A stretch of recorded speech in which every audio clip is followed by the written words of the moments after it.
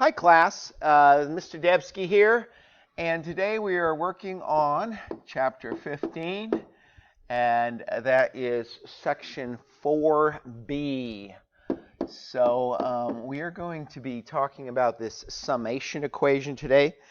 Don't panic, the summation equation is basically another way of calculating the heat of reaction, and it is basically a mathematical version of the Hess's law. Okay, so if you actually break it down, I'm not going to take the time to work it out, but if we look at Hess's law, we're really taking the products minus the reactants, okay, and that's going to be the delta H, the enthalpy change for both of these. Now, in order to use this equation properly, I'm going to solve one of the book's problems here on page 539.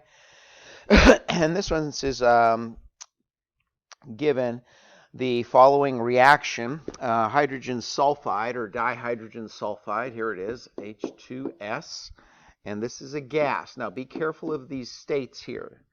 These states of matter are going to be very important when we start looking up heats of formation from the table at the back of the book. I got 4 diatomic fluorines, or fluorine as a gas, and we're going to produce 2 hydrofluoric acids as a gas, 1 sulfur hexafluoride, ooh, that's cool, and what is the delta H, the enthalpy change of reaction? And we just abbreviate that RXN. So the first thing we do is we need to look up what the enthalpy change is for each of the components. So in this case, I have reactant number 1. I'm just going to label it. You don't have to do this. Reactant number 2. I've got product number 1 and product number 2. Now you could have one of each. You could have a whole bunch of products. You could have a whole bunch of reactants. But what I need is to look up somewhere in the table in the back of the book or online, or it's given to me in the problem. I need to have a enthalpy of formation, what's called a delta H 0 sub F, for each one of these. So we're going to have 4 of these.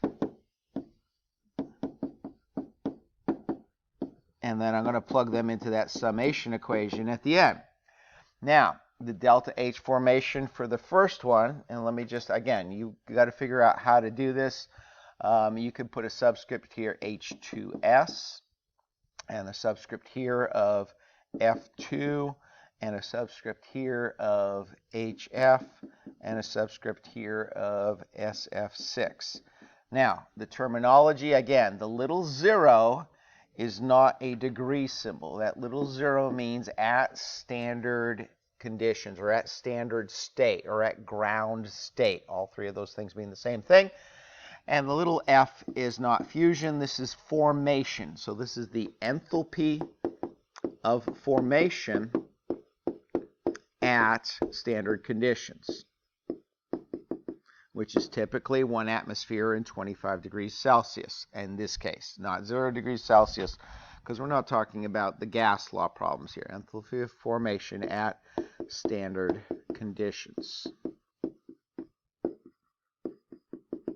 Okay, now I'm going to look these up in the back of the book. That's in your book. It's table R11 on page 975 at the bottom.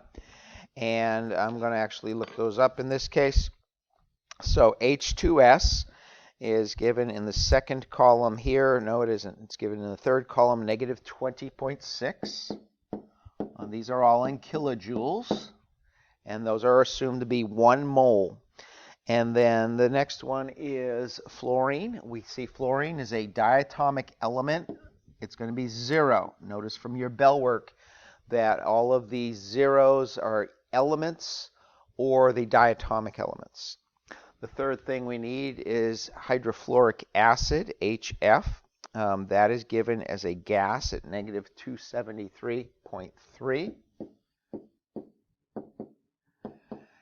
And the third thing is the sulfur hexafluoride, and let's see if it's on here. It is on the fourth column, negative 1220.5. Now, the rest of these are simply going to be, the rest of this problem is simply going to be to plug this into the equation, okay? And so I'm going to shrink this down a little bit here so we can get more of the screen in, and scroll that up just a little bit, okay? And I'm going to put my summation equation down here. Now, the delta H of reaction says I need to take the products minus the reactants. The trick here is, though, we need to use these coefficients. First, make sure your chemical reaction is balanced. Now, I'm pointing to my smart board here, guys, and you can't see me doing here. But here, I'll put a star next to it. Is this reaction balanced? I got 2 hydrogens, 2 hydrogens, 2 fluorines, 2 fluorines, 1 sulfur, and 6 more fluorines for a total of 8. Yes, 8 fluorines on both sides. So it's balanced. And notice the coefficients are 1, 4, 2, 1. And I need to include those when I put these numbers into the equation. So the equation says take the summation of the heat of formations of the products and minus the summation. This is the capital letter S in the Greek language called sigma. In mathematics, we use it for summation, means add together all of those things that meet the requirements. So we're going to add up.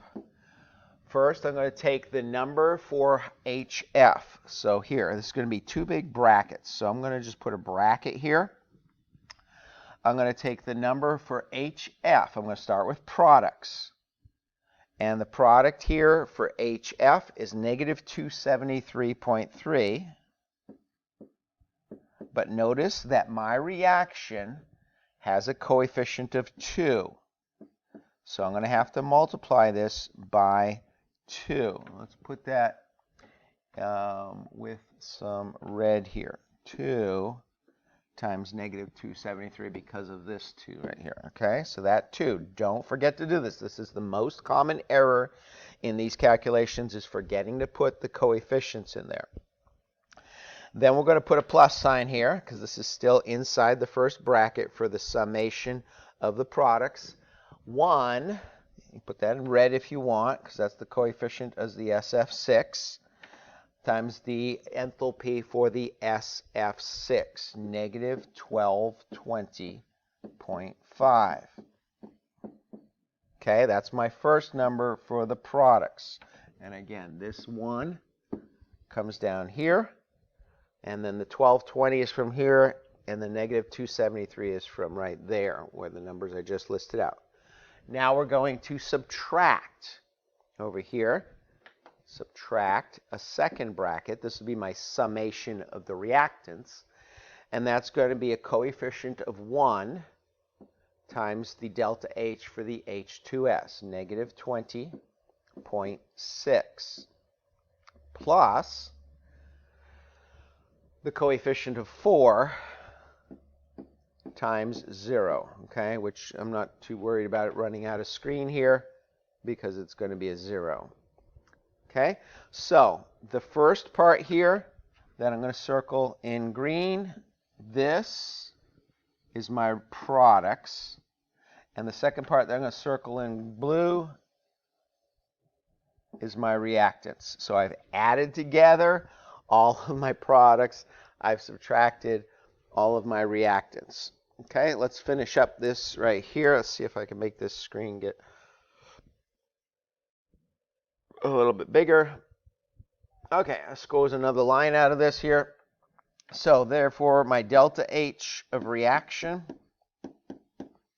is going to equal, calculator, grab the old cell phone calculator or a regular calculator if you have one.